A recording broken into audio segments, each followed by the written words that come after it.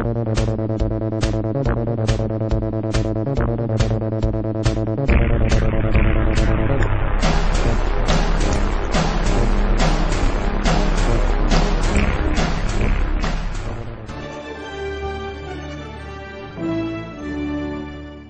that we know Vice President Dick Cheney and Senator Barack Obama are distant cousins. In my book, there's a lot of genealogical research, you know, going back, Dick's family, my family, these heroic and amazing tales of people who went west. But one of the things I discovered is that Dick and Barack Obama are 8th cousins. What? Is that an amazing thing? Yes, if you go back 8 generations, really? They have a common ancestor. The New York Post decided to check into the genealogy of President Bush, and his family tree has people talking. Many of the United States presidents have blood relations with each other. The Bush lineage has blood ties to a great number of former presidents. George Washington, Millard Fillmore, Franklin Pierce, Abraham Lincoln, Ulysses Grant, Rutherford Hayes, James Garfield, Grover Cleveland, Teddy Roosevelt, William Taft, Calvin Coolidge, Herbert Hoover, Franklin Roosevelt, Richard Nixon, and Gerald Ford. We all know his father, but what about his cousins? Check out this family tree, done with research by Ancestry.com. Let me take you through this, branch by branch. Vice President Dick Cheney, the man who's only a heartbeat away from the presidency, is actually a blood relation. He's President Bush's 9th cousin once removed. Cheney's cousin Barack Obama is also Bush's 11th cousin, and the 9th cousin of Brad Pitt. In either of those first 2 books, though, who knew you and Dick Cheney cousins? You know, listen, I don't think I'm going to the family reunion. I don't know how I'll be greeted. Michael Tessarion points out in his work that Bush is closely related to every European monarch on and off the throne, and has kinship with every member of Britain's royal family. Bush's family tree can be documented as far back as the early 15th century. He has a direct descent from Henry III and from Henry VIII's sister Mary Tudor. He is also descended from Charles II of England. What if we were to tell you that American presidents aren't chosen by ballot, but instead by blood? Look, there's a... That's right. The candidate with the bluest blood has won the race for president every time. And according to a man who writes things on the internet, 33 U.S. presidents are descendants of Emperor Charlemagne. What's up? What's up? What's that? What's up? Who is this? And it doesn't stop there. These guys aren't just related to royalty, they're related to each other. But we're only just getting started. President Lincoln was President Bush's 7th cousin 5 times removed, and Bush shared more than just a ballot with John Kerry.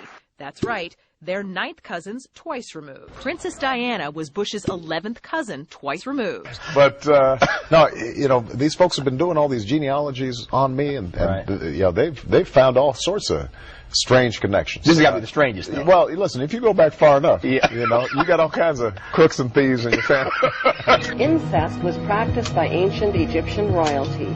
Mothers married sons and brothers married sisters to keep the power and the money all in the family. Like their pharaonic ancestors, the British monarchy have a long history of incestuous inbreeding. And then there's this bombshell. Happy birthday, Mr. President. Sure, she may have been singing to JFK, but what about GWB? He is, after all, her 9th cousin, 3 times removed. Clinton's related to Ford, Bush is related to Cheney, and guess who Cheney's related to? That's right, Barack Obama. What did you make of that story? For those who don't know this, so Lynn Cheney, the vice president's wife, has been doing some genealogy connected to her latest book, and lo and behold, way back, 8 generations ago? 8 generations or you something. and Mr. Cheney apparently have some distant relative in connection. What did you make of that story when it came? You know, I actually knew about it because somebody had done some genealogy before, and they had sent it to me, this long sheet. And, you know, had all these famous names, you know, Mark Twain and this and that and the other, and then Dick Cheney. And I took a pause. You know, I just said, well, you know, as long as he's okay with it, I'm okay with it too, because I'm not going to stop talking about these messed up policies in Iraq.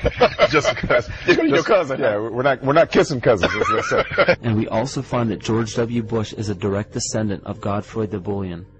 Godfrey was the first king of Jerusalem after he recaptured it from the Saracens, which was the name for the Islamic faith during the Middle Ages.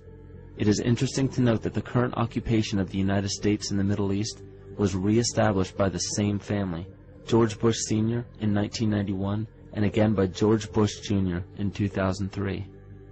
George Bush Jr. is then found to be a cousin to both opposing candidates of his 2 terms in office, Al Gore and John Kerry. Democratic President Barack Obama also has blood ties with George W. Bush, as well as Gerald Ford, Lyndon Johnson, Harry Truman, James Madison, and the British Prime Minister Sir Winston Churchill. On the opposing side of the 2008 presidential ballot, John McCain is descended from Robert the Bruce, King William I of Scotland, and also Godfrey the Bullion.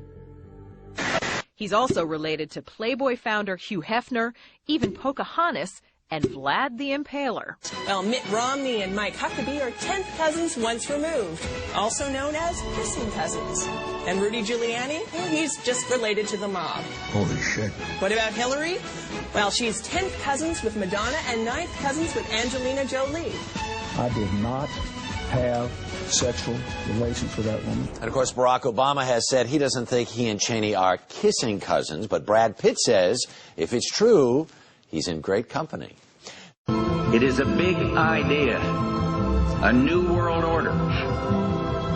And when it was in Rome, that's when we had the creation of the Roman Empire and the creation of the Roman Church that became Christianity as we know it. I just want to pick 3 secret societies up that were formed around the time of the Crusades. In the 1100s they were formed and through into the 1200s. One of them was called the Teutonic Knights. Another one, the Knights Hospitaller of St. John of Jerusalem. This crusade, one of the most massive, sweeping in history, was actually orchestrated by a secret brotherhood, the Priory of Sion and the Knights Templar.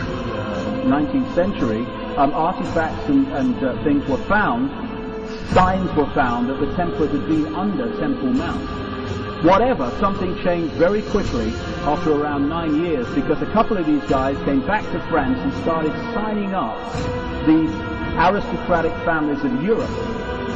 They clearly knew something big time. The papacy declared these priory knights, these Knights Templar, of limitless power.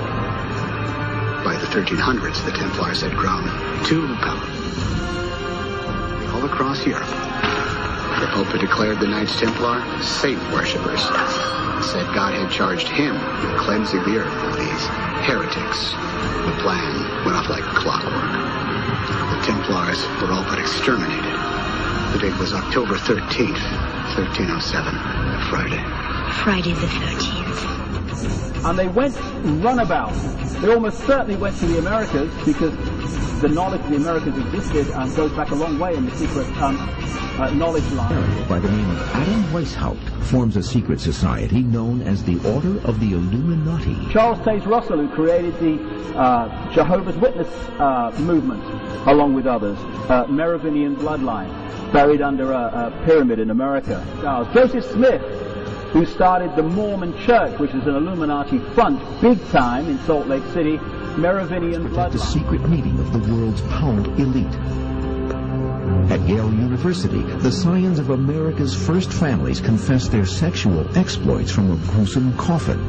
In a smoke-filled room, a handful of power brokers manipulate the global economy. On May 14th, 1948, the State of Israel is reborn. Personally, I do not believe that the Bible addresses such issues as fascism comes out of the Roman Empire because these rods symbolize individuality tied together, ruled by the axe head here.